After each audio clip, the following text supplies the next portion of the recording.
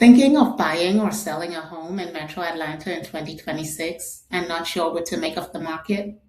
The first thing you should do is get clarity on what's really going on in your local area, specifically the neighborhood of interest if you're buying. And if you're looking to sell, then of course clarity is needed for market conditions in your immediate neighborhood. Hey guys, Realtor Adele, your favorite realtor and investment property strategist.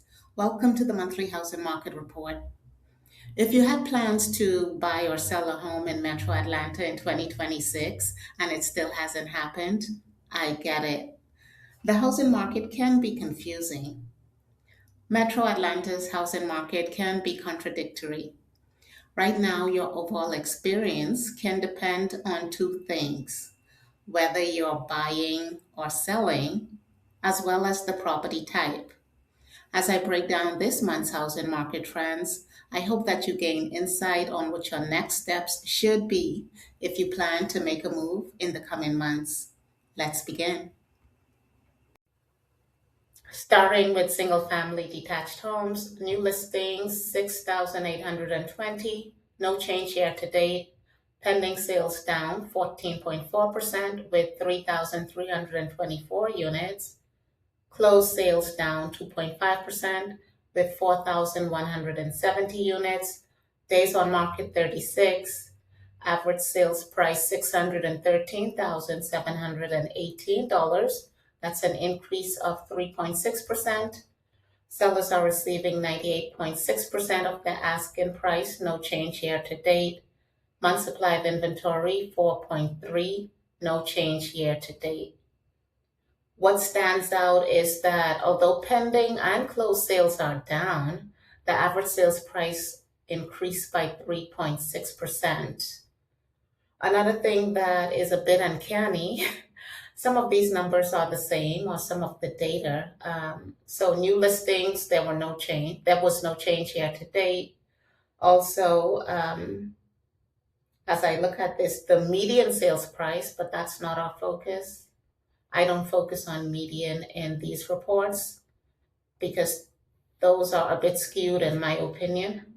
The average sales price is more realistic or target based. Percent of list price received, no change there. The biggest and most ironic is month supply of inventory 4.3, and that's the same amount that we had a year ago. It's almost as though we're living the same year twice, data wise. And in all reality, I don't really know what to make of that. I guess we'll continue to monitor these numbers and see where we land. Month over month for single family detached homes, new listings were up 2.9%. Pending sales down 10.1%. Closed sales increased by 1.2%. Days on market, very marginal change. 36 days in June and 34 in May. The average sales price is where we saw the largest difference. There was an increase of $19,650 for the average sales price between May and June. Month supply of inventory, marginal increase of 4.9% or just a point 0.2. So in May it was 4.1, June was 4.3.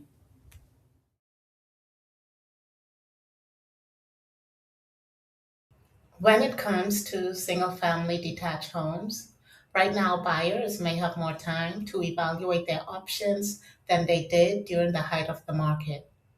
However, well-priced homes can still attract attention from other buyers, increasing buyer competition. The slowdown in pending sales may create opportunities to negotiate, especially when a home has been sitting on the market or need updates. Buyers should not assume that every seller is desperate. even if a home may be experiencing longer than usual days on market. Buyers should also not assume that home prices are falling across the board, even though some sellers end up reducing their asking price multiple times before ever receiving an offer. Despite the fact that home sales have slowed, detached home prices are still holding steady.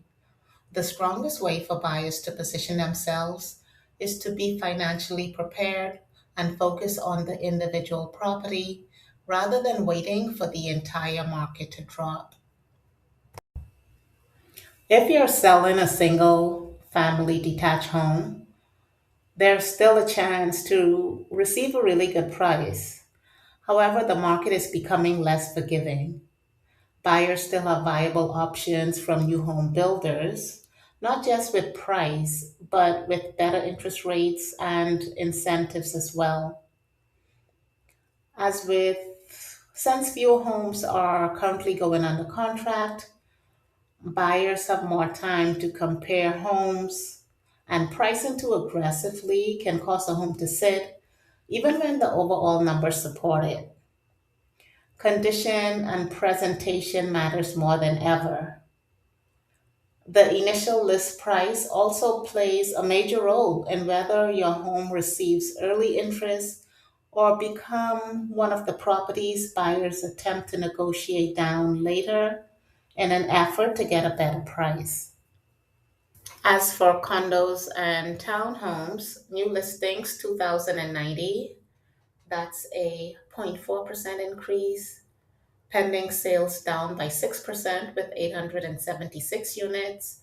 Closed sales down 1.4%, 1,047 units. Days on market 53. Average sales price 401,068. That's a 0.7% decrease.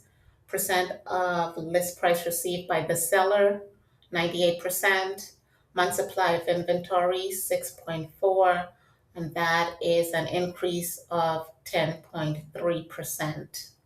So we see that gap between attached homes and detached homes.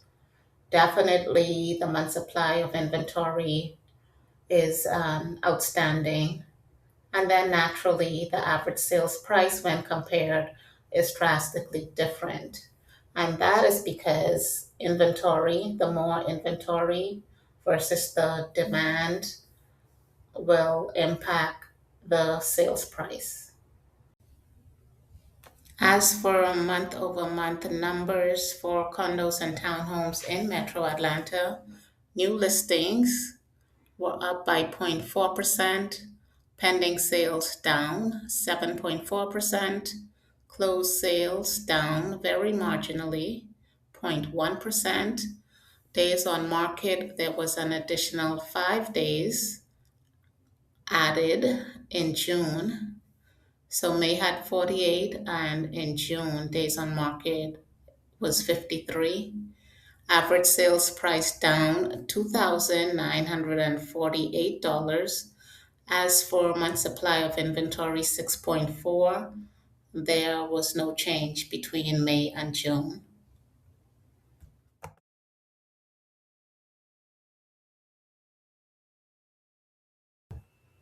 If you're thinking of buying a home in Metro Atlanta and affordability is a challenge, you may want to consider buying a townhome or condo instead of a single family detached.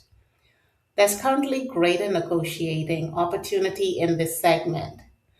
With over 6 months of inventory, buyers may be able to negotiate on price, seller paid closing costs, repairs, or other terms, especially if a home has been listed for an extended period. Keep in mind that you should take into consideration HOA fees and possible assessments that may be tied to these types of properties in order to determine true affordability. You're selling a condo or townhome, understand that you're competing in a market where buyers have more choices in this segment. Simply listing based on what another unit sold for several months ago may not be enough. Sellers should compare their property with what is currently available, not just what recently sold.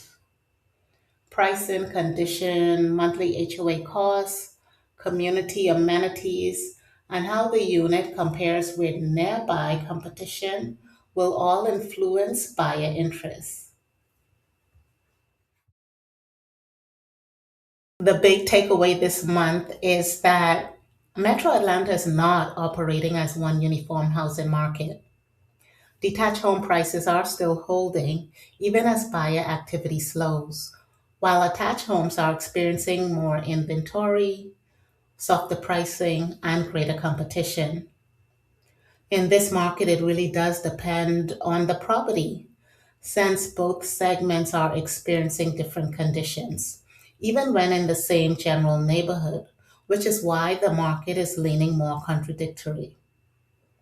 The second takeaway is that although it's clear that market leverage now depends heavily on property type, sellers in both segments should keep in mind that new construction sellers may ultimately have more leverage since they offer lower interest rates than the standard commercial or retail mortgage banks and tend to offer better incentives upfront as well. The majority of home buyers are lured by the thought of everything new and the fact that there's no back and forth as to what the seller is offering. This is why resale sellers should make the condition of their home a priority if they want to stand out amongst other resale sellers.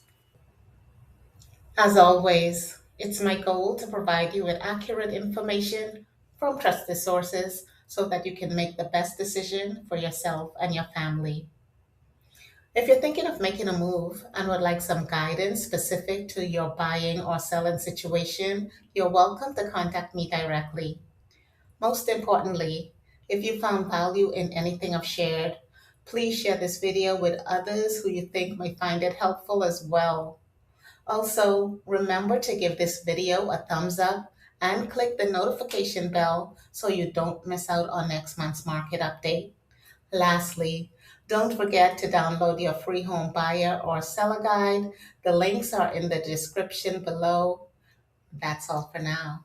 See you on the next one.